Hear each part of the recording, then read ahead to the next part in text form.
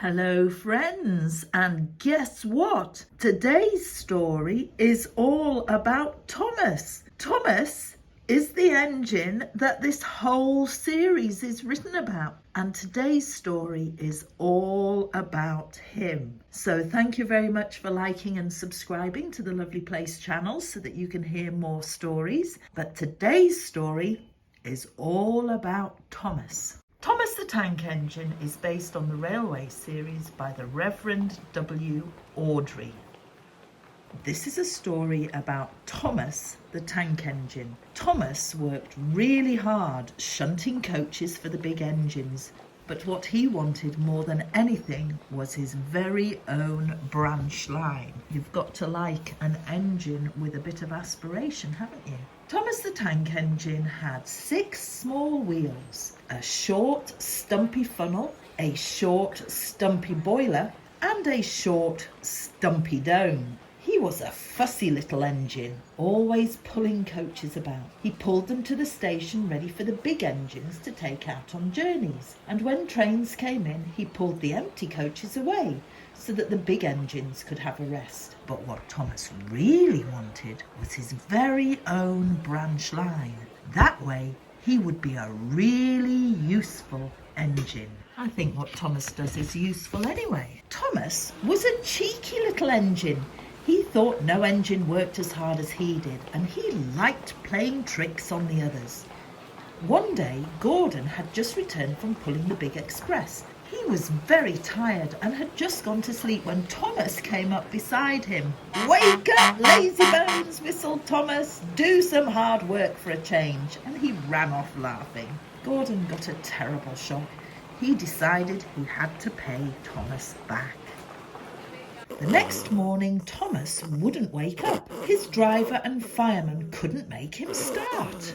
It was nearly time for Gordon's express to leave. Gordon was waiting, but Thomas hadn't got his coaches ready. At last Thomas started. Oh dear, he yawned. "Boop, boop, boop." "Hurry up you," said Gordon crossly. "Beep, beep, beep." "Hurry up yourself," replied Thomas cheekily.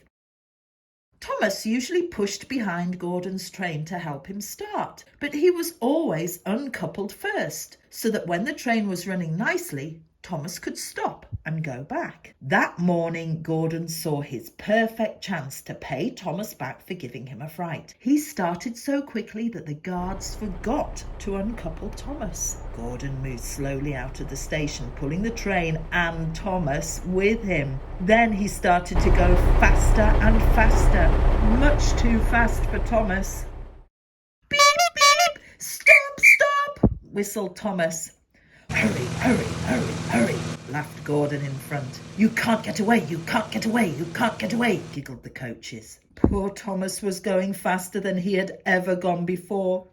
"I shall never be the same again," he thought sadly. "My wheels will be quite worn out." At last they stopped at a station. Thomas was uncoupled and given a long drink. "Well, little Thomas," chuckled Gordon, "now you know what hard work means, don't you?" Poor Thomas was too breathless to answer.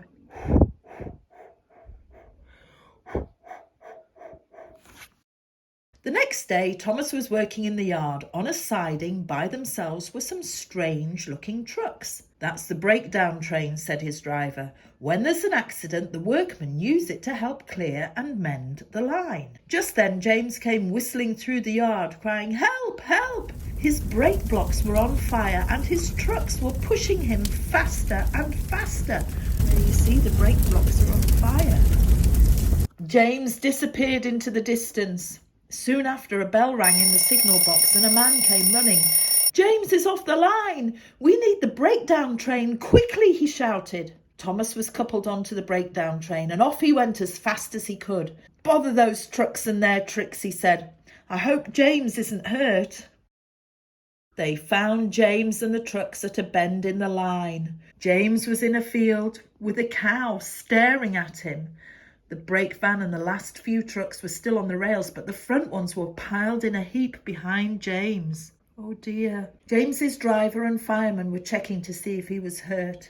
"Don't worry, James," his driver said. "It wasn't your fault. It was those troublesome trucks." Thomas pushed the breakdown train alongside James. Then he pulled the trucks that were still on the line out of the way. "Oh dear, oh dear," they groaned. "Serves you right, serves you right, serves you right," puffed Thomas crossly. As soon as the other trucks were back on the line, Thomas pulled them away too. He was hard at work all afternoon. Using 2 cranes, the men put James carefully back on the rails.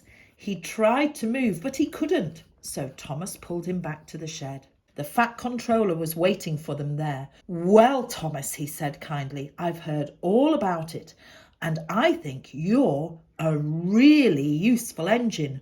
I'm so pleased with you that I'm going to give you your own branch line." "Oh, thank you, sir," said Thomas happily.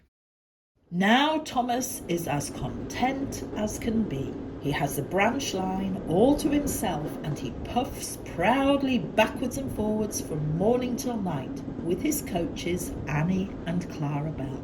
Edward and Henry stop quite often at the junction to talk to him. Gordon is always in a hurry and does not stop, but he never forgets to say "boo, boo, boo" to Thomas, and Thomas always whistles "beep, beep, beep" in return. And that, my dears, is the end of the Thomas of Thomas the Tank Engine story series. Imagine that. We've actually done the story of Thomas the Tank Engine. Thank you very much for listening. Please like and subscribe for more stories and also different takes on stories. Oh, hello. I knew it wouldn't be long before Peppa gets involved. Lovely Place has found that Peppa involves herself in lots of stories. Thanks very much for watching. Bye for now.